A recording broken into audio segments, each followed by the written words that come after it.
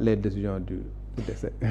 D'accord. La Cour suprême c'est le dernier recours. mooy daj dëpp gi. waaw mooy daj dëpp bi. d'accord amul beneen recours loolu am na solo ñu ngi doon waxu conseil constitutionnel xam naa si la ñuy tàbbee. ndax foofee sa conseil constitutionnel sax gis nañ keroog décret bi nga xam ne njiiti réew mi Bassirou Diomaye Faye jël na ko muy décret numéro 2016 13/18 du juillet 2026 maître Ousmane Diagne bi nga xam ne da koo tabb membre et président du conseil constitutionnel. ndaka nga jàngatee d'abord li nga xam ne moom moo di choix wu Ousmane Diagne bi nga xam ne daanaka def na dans la magistrature lu ëpp ñaar fukki at am na sax ñu ne fanweeri at li ko ëpp ak yu mel noonu choix la boo xam ne nii ban jàngat nga si def. d'accord déjà dafa am Ousmane Diagne am maître Ousmane Diagne. waaw léegi maître Ousmane Diagne déjà maître Ousmane Diagne ancien ministre de la justice garde des Sceaux. non waaw bu dee kooku on dit pas maître pour waa Ousmane Diagne rek la ñuy wax maître Ousmane Diagne mooy ki nga xamante ne. dañ ko boole sax ci gouvernement bi c'est un greffier ñu def ko ñu kii ko bu dee un procureur de la République wala un magistrat le maître là duñ ko wax donc Ousmane Diagne bi nga xamante moom moo nekkoon ministre de la justice ñu yóbbu ko conseil constitutionnel kooku également je pense que ñu bëri dañuy applaudir des deux mains déjà le fait que le conseil constitutionnel toog pendant un bon bout de temps ba composition bi nekkul une composition bu mat dafa nekk lu nga xamante ñu bëri ñu ngi ko doon ŋàññ parce que depuis le décès de Mamadou Badio Camara ça fait je pense 1 an et poussière pourvoir ñu à son remplacement naam boo xoolee texte bi nga xamante ne moom moo nekk la loi organique sur le conseil constitutionnel ñoom dès que ñu am quorum dès que le quorum est atteint mën nañ véritablement délibérer et ça dafay nekk une délibération qui est conforme à la loi donc 7 lañ su ñu amee 4 membres présents rek mën nañ délibérer valablement mais comme conseil constitutionnel dañ ne 7 membres la war a nekk donc composition bi dafa war a mat donc le fait que matul dafa war a nekk une exception mais warul nekk un principe donc ki nga xamante ne dafa dem ba incapable wala dafa nekk ko nga xam ne dafa génn àdduna xam nga kooku dañ ko war a remplacer et c'est le cas de Mamadou Badio Camara bi nga xamante ne yàlla na ko yàlla yëram génn àdduna dañ ko waroon a remplacer donc aujourd'hui si le président décide de le remplacer daal di jël kenn ku nga xamante ne il répond aux critères yi nga xamante ne moom lañ définir ne pour nga nekk membre du conseil constitutionnel dafa am ay critères yu nga xamante ne da nga ko war a matale te Ousmane Diagne fait partie des gens yi nga xamante ne dañoo matale critères yooyu mooy comme ni nga ko waxee léegi c'est un magistrat de haut rang xam nga donc c'est un magistrat bu nga xamante ne yàgg na ci justice bi il a occupé beaucoup de postes de responsabilité xam nga procureur de la République procureur général voilà nekkoon au niveau de la Cour suprême également nekkoon ministre de la justice aujourd'hui mu dem nekk le président membre du conseil constitutionnel président du conseil constitutionnel dafa nekk lu nga xamante ne véritablement ñu bëri saluer nañ ko te man également dama koy saluer li tax ma koy saluer parce que c'est quelqu'un bu nga xamante ne liñ ko xamal wax dëgg yàlla loxo bu set lañ ko xamal ku nga xamante ne il a toujours été nit ki nga xamante ne moom mooy taxaw justice quand je dis taxaw justice mooy fépp fu nga xamante ne jaar na fa également il a fait en sorte que justice véritablement ñu jox ko gëddam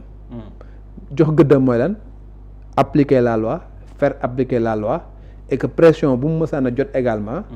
def na ci li nga xamante ne moom moo ci war pour montrer à ceux yi nga xamante ne ñoo daan def pression ci moom que ni la justice du doxee noonu du temps de Abdoulaye Wade il l'avait fait du temps de Macky Sall il l'avait fait xam nga même du temps de Bassirou Diomaye Faye bi mu nekkee ministre de la justice également il l'avait affirmé ici à l'Assemblée nationale pour dire que il faut pas s'attendre à ce que moom si boppam muy teg pression sur la justice et consorts et loolu du ay wax yu nga xamante ne daf ko wax lu mu jëfe la ñi nga xamante ne ñu ngi doon suivre les dossiers xam nañ ni à plusieurs reprises jëfe na loolu on a l'habitude de rappeler les épisodes de 2011 bi nga xamante ne jàpp nañ fi mu tudd Alioune Tine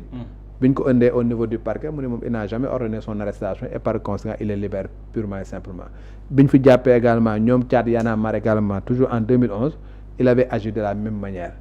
et sur beaucoup de dossiers yu nga xamante ne également moom moo ko doon gérer il a toujours montré son indépendance pour dire que le magistrat n'est soumis qu'à l'autorité de la loi du temps yi nga xamante ne léegi la crise am na de 2021 à 2024 boobu mi ngi nekkoon Cour suprême il y a un dossier qui concernait Ousmane Sonko boobu noonu moom moo yéegoon comme avocat général xam nga comme procureur général ba mu yéegee également ba ñu ñëwee il a dit tout simplement que les droits de Ousmane Sonko ont été violés et par conséquent voilà nañ ko rétablir dans ses droits je pense que mu moo nekkoon par rapport à biñ ko biffee ci liste des électeurs kooku mooy Ousmane Diagne donc tey kooku noonu su fekkee ne da nga ko war a choisir yóbbu ko fu nga xamante ne ñoom ñooy arbitrer en dernier ressort ñoom ñooy véritablement les gardiens de notre constitution ñoom ñooy veiller à ce que lépp lu nga xamante ne ñu ngi koy jëfee en termes de texte mu nekk lu conforme avec ndeyu charte yi mooy la constitution bi nga xamante c'est notre norme suprême c'est la loi fondamentale donc kooku nag bu fekkee ne dem na foofu war koo jiite xelu ñëpp war nañoo dal que mu nekk kujje gi que mu nekk ñi nga xamante ne mais xel ñëpp war ñoo mën a dal parce que am ñu jàpp ne nomination politique la puisque contexte bi moom nekkoon na fi jëwriñ bi ñu dénk wàllum yoon garde des sceaux te ki ko fi jëlee woon mooy Ousmane Sonko te gis nañ après bi fissure bi amee si lañ ko jëlee tabb ko li nga xam mooy président conseil constitutionnel est-ce que même jàngat boobu wala même gis-gis boobu nga am que ñenn ñi nga xam ne noonu lañ ko gisee. nomination politique comment Ousmane Diagne n'est pas un politicien Ousmane Diagne nekkul un politicien. ban parti la bokk dafa bokk Diomaye président dafa bokk APR dafa bokk PDS dafa bokk kenn il n'est d'aucun parti politique c'est un magistrat. bu nga xamante ne toute sa carrière ENAM la génne ba mu génnee ENAM également toute sa carrière il a fait au niveau de la magistrature poste yi mu occupé yëpp comme yow c'était poste yu nga xamante au niveau de la magistrature voilà jusqu'à aujourd'hui il n'a servi que toute sa carrière il a fait à la magistrature donc tey lan nga ko mën a reprocher sur le plan pas sur le plan politique sax laay wax parce que il n'est pas politicien ba nga xamante ne lan nga ko mën reprocher tey fa nga xamante ne dafa nekk mënoo ko reprocher dara parce que jëlee nañ ko na la koy wax sax yaakaar nañ ni il avait des problèmes avec Ousmane Sonko il n'a jamais eu de problème avec Ousmane Sonko il a juste rappelé les principes Ousmane Sonko était le premier ministre il était ministre de la justice ba mu demee fa nga xamante ne moom mooy devant les représentants du peuple ñu pose un certain nombre de questions par rapport aux lenteurs en ce qui concerne la justice xam nga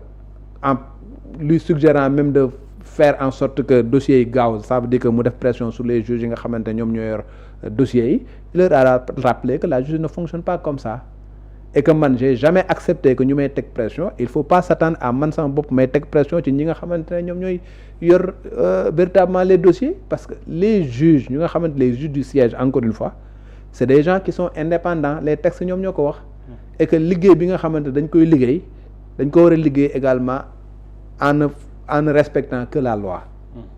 parce que les juges ne sont soumis qu'à l'autorité de la loi ils ne sont soumis ni à l'autorité de Ousmane Diagne ni à l'autorité de Ousmane Sonko ni à l'autorité de Bassirou Diomaye Faye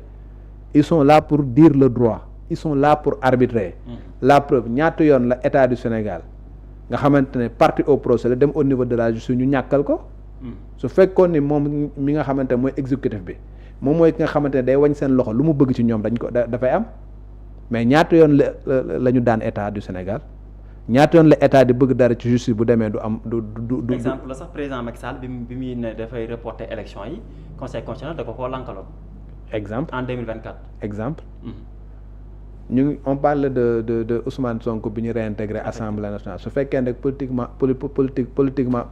parlant xam nga tey ñu ñàkkoon ko réintégré assemblée nationale mu nekk tey dans l'opposition tey ji su fekkee rek dañuy wax li arrangé Bassirou Diomaye Faye mooy li nga xamante ne moo ko waroon gën a mën a arrangé mais bañ demee justice dafa addu li muy addu te c'est quelque chose qui a été favorable à Ousmane Sonko aujourd'hui s'il y a une autre décision bu nga xamante ne jël nañ ko en ce qui concerne li nga xamante ne def nañ ko assemblée nationale et qui n'est pas favorable à Ousmane Sonko et consorts c'est la justice qui l'aura décidé donc dire que Ousmane Diagne dañ ko indi foofu et que véritablement c'est quelque chose bu nga xamante ne politiquement parlant c'est quelqu'un de coloré c'est vraiment lui faire un mauvais procès. mais si parcours am quand même ni nga ko waxee mën nañoo am yaakaar que ne mën nañoo amaat beneen conseil constitutionnel bu gën a mën a dal xelu askanu Sénégal. man mosuma am xel ñaar ci conseil constitutionnel. man personnellement parce que li ngay wax noonu. xam nga sànq élection am na fii ñu ne corruption am na conseil constitutionnel loolu yàgg nga koo dégg si ñi nga xam ne mooy si charge. conseil constitutionnel à chaque fois élection bu amee. waaw nga gis ñu ko ŋàññ. du lu bees de. élection bu fi mën di am man de je suis journaliste depuis 2000 de 2000 à aujourd'hui toutes les élections yu nga xamante ne am nañ fi di nga gis par exemple ñoo xamante ne dañu nekk ay candidats ñu dem ñu invalider leen xam nga ñu crier au scandale ñu ñëw par exemple ñu ni Wade n'a pas le droit de participer d'avoir un troisième mandat conseil constitutionnel dafa war a invalider candidature am ñu ñëw ñu valider candidature am ñu créer au scandale ñu ñëw def parrainage dugal seeni parrainage ñu ñëw ñu invalider leen ñu ni non conseil constitutionnel ni mu waroon doxale mbiri doxalewul noonu ça a toujours été le cas képp ku nga xamante ne dem nga ci justice les hommes politiques qui sont comme ça dañuy dem ci justice bu fekkee ne am na lu nga xamante ne bëgg nañ ñu defal leen ko suñu leen ko defalee ñu ni gongo suñu leen ko defalul ñu ni baaxul ils sont nombreux à être comme ça mais le conseil constitutionnel en tant que tel décision bu nga xamante ne daf koy jël toutes les décisions du conseil constitutionnel sont motivées toutes les décisions sont motivées loolu la ñuy xaar ci ñoom ñu ne ok jël naa décision mais décision bi nga xamante ne jël naa ko ci lii laa ko fondé je me suis fondé sur ça je me suis fondé sur ça je me suis fondé sur ça est-ce que tu lis li nga xamante ne moom mooy les décisions du conseil constitutionnel dañuy njëkk a ñëw wax la par exemple ñun on a composition bi nangam la am nañ tant de personnes ñu nga xamante ne ñoom ñoo présent à part de ce moment là la composition est régulière xam nga donc mën nañ àddu ñu ñëw après nga doog a ñëw par exemple ñu ne yow déposé nga xam nga pour ñu defal lii pour ñu defalee lii en vertu des dispositions nangam nous sommes compétents suñu compétent ba pare ñu doog a dem nag dans le fond la nga xamante ne moom nga leen soumettre comme requête ñu daal di ci àddu point par point ñun la sur lii nga ci wax ka nga xamante ne moom nga joteel bañ ko laajee lii la ci wax ñun su fekkee ne basé wu nañ ci article sangam lii mooy li nga xamante ne moom lañ décidé noonu la ñu def toutes les décisions sont motivées léegi nag na laa koy wax la perfection n'existe pas ci àdduna bi personne ne fait l'unanimité yow mii boo fi waxee tey ñii ne d'accord nañ ñii ne d'accorduñu man lii may wax nii fii di wax ni ñenn ñi ña nga d'accord ñeneen ñi d'accorduñu le conseil constitutionnel également dafa nekk kuréel bu nga xamante ne wax dëgg fa yàlla on a ici au Sénégal on a eu 3 alternances yooyu tey ji ña nga xamante ne ñoom ñoo gérer les opérations ñoo def candidature yi ñoom ñooy ñi nga xamante ne ñoom ñoo proclamer les résultats ñan la le conseil constitutionnel c'est le conseil constitutionnel moom moo installé Ablaye Wade en 2000 moom moo déclaré les résultats définitifs Abdou Diouf dem ñu installé ko mu prêter serment ñu recueillir sa prestation de serment